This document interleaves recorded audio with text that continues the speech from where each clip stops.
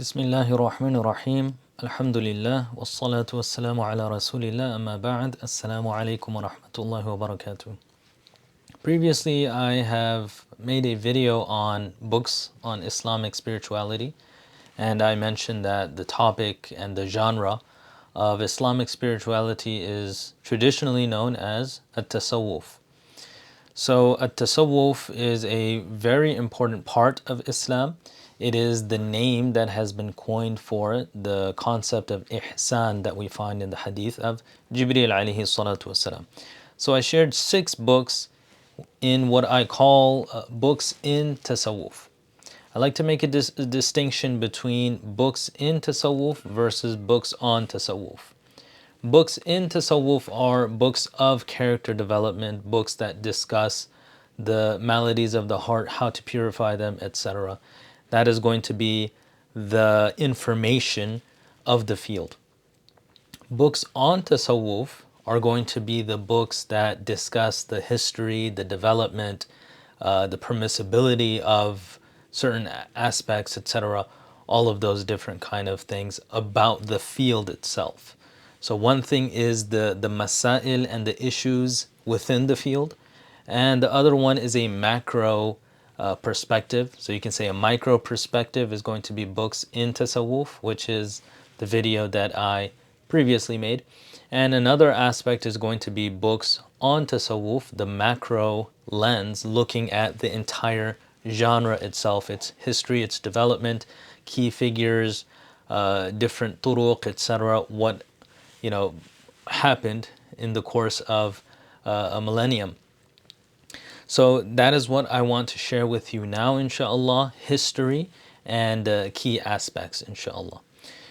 I recently did a intensive program on Tasawwuf, so that intensive program gave a good example, a good understanding of the field of the masail of Tasawwuf, the aspects within Tasawwuf, meaning character traits, different aspects of spiritual training, etc. And then we also took a look at the historical portion and the development of Tasawwuf and key figures, etc. So I want to share with you some of the sources that I used. I didn't use all of them extensively, some extremely extensively in my research, and some to a minimum degree. So the first book that I want to share with you is a book that I originally read to get a good understanding of the history and development, and that is Mystical Dimensions of Islam, written by Anne-Marie Schimmel. Now, before I talk about this book, I want to mention about certain authors. Sometimes an author may not even be a Muslim. However, they are an expert in the field. They have certain degrees in the field. They do tahqiq in research. They cite original works in Tasawwuf. So as a consumer, as an individual who is trying to learn about the history and development of Tasawwuf, it actually doesn't really matter to me whether they're Muslim or not. Of course, you're going to get a different perspective and a different field of understanding when you're looking at a book written by a Muslim versus when you're looking at a book written by a non-Muslim. You are going to feel those certain aspects, and I certainly do. And that's why I try to maintain a balanced approach by having both sides, which I will show you, inshallah. So with that said, Anne-Marie Schimmel, she was, I believe, a instructor at Harvard and an expert in Islamic mysticism as well as Persian literature, because Persian literature heavily draws from mysticism, Tasawwuf, spirituality. This book is really nice. It's written very beautifully, flowery. If you like beautiful prose and you want to feel like the kind of the spirit of Tasawwuf. And it sounds funny when you hear this and when you say this. This person was not, Allahu Alam if they were Muslim or not. I didn't read into her biography. I'm just saying by the name, how her name sounds. Allahu Alam, Allah knows best. However, you can feel the love and the reverence for Islam, for the spiritual predecessors, etc. And if I was to flip through this book, I heavily highlighted the book So, and every page is going to be highlights. I had a system of highlighting. I'm not sure if you can fully see that. So, what's in blue are quotations. What is in a brown color is going to be key points. What I highlight in red is separations of chapters, etc.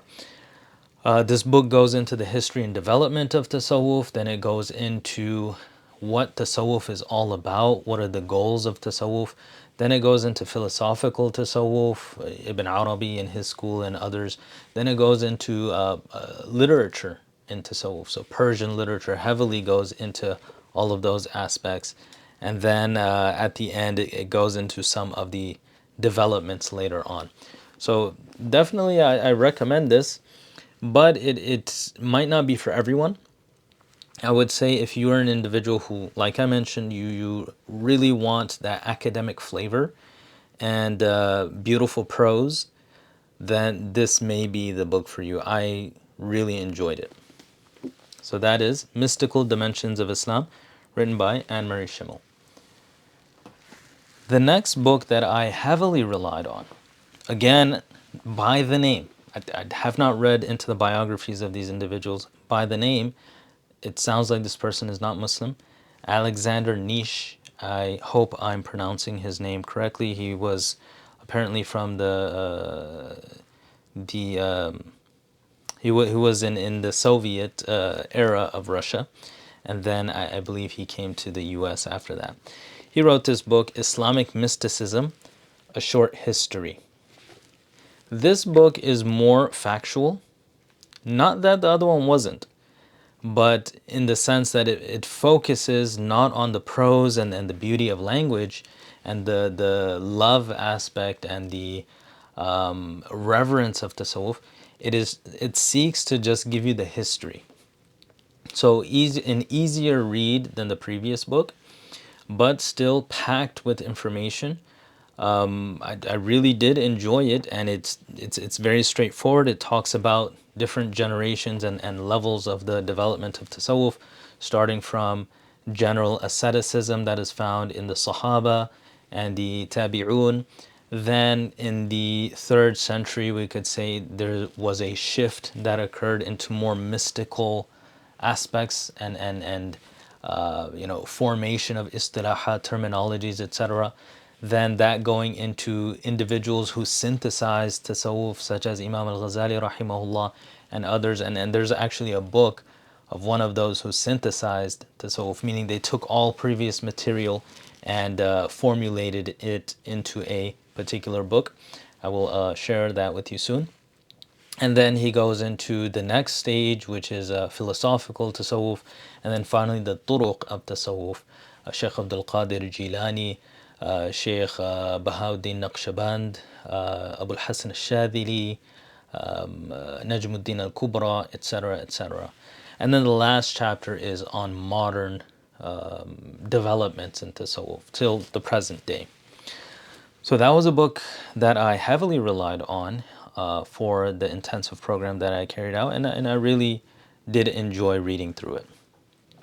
A third book, for those of you who are interested in the turuq of Tasawwuf, the different schools and the various branches, a book that I wanted to utilize in preparation for my program, but I just did not have enough time.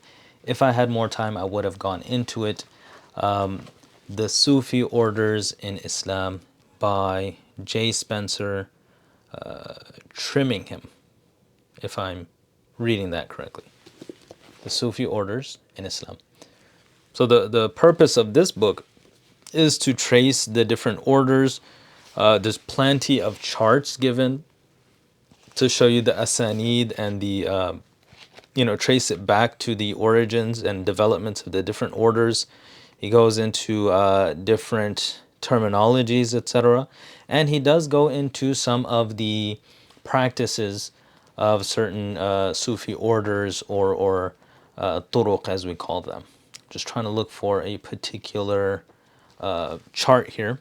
So this is the branching off of the Kubrawiya, Najmuddin al-Kubra, and the different turuq that came from him. So similarly, he'll go into these various different turuq. This is branching off from the Rifa'iyya, Ahmad al-Rifa'i, etc., etc. So if you're really interested in the detailed developments of the various orders, then this would be an ideal book. So history and development coming into the turuq, it's not going to focus heavily on the earlier generations like al-Junayd or the Tabi'un or Imam al-Ghazali. This is coming after that in the, let's say, the 5th century onward. So that is also a really good book on the history of the turuq, I would say, specializes in that. A fourth book. So a total of 6 books I have here, just like in the previous video I had 6 books. This is an Arabic source, and this is written by a scholar of Tasawwuf and a very prominent Sufi as well. Madkhal ila al-Taṣawwuf al-Islāmī. And this is strictly in Arabic. Now, as you can see, this is a bound book. I could not find the physical book. It was available online in PDF form. I found it to be extremely beneficial, and I had to print it out. And I bound this myself. I have a machine for binding because it was so great in that regard. So he even mentions in here that there are certain aspects of tasawwuf that only a person who experiences it as a Sufi would fully understand. So he quotes a lot of the Western academics, surprisingly, and then he will give his own opinions in various aspects. So this is really good. What this does a little bit differently than the other books on the history and development of Tasawwuf is that he will take a particular topic and term in Tasawwuf and then look at the key players in them. What I mean to say is the other books will look at a chronological order. It'll go, from the earliest, the Sahaba, Tabi'un, etc., so on and so forth, till the turuq, all the way at the end. That's not what he does here. He inspects certain topics. For instance, he talks about what's called ma'rifah, or knowing Allah subhanahu wa ta'ala. Then within that, he will talk about the development of this concept of ma'rifah. Who was the first to talk about it? Dhunnun al-Misri. How did that develop into the age of al-Junayd al-Baghdadi? How did it then develop further in al-Ghazali and the turuq, etc., etc.? And he'll do this for various different topics. And then he'll summarize a certain era, and then he'll move on to another era. So he kind of separates it topic-wise and not in chronological order. So he'll have a whole section on the very early generations all the way up to about Junayd al-Baghdadi. Then you'll have the next era of the synthesizers, as I call them, all the way up to pre-Imam al-Ghazali. So that's like the 300s, 400s, leading up to the 500s. Then you'll have a whole section on Imam al-Ghazali and what he calls a Tasawwuf Sunni, the Sunni Tasawwuf.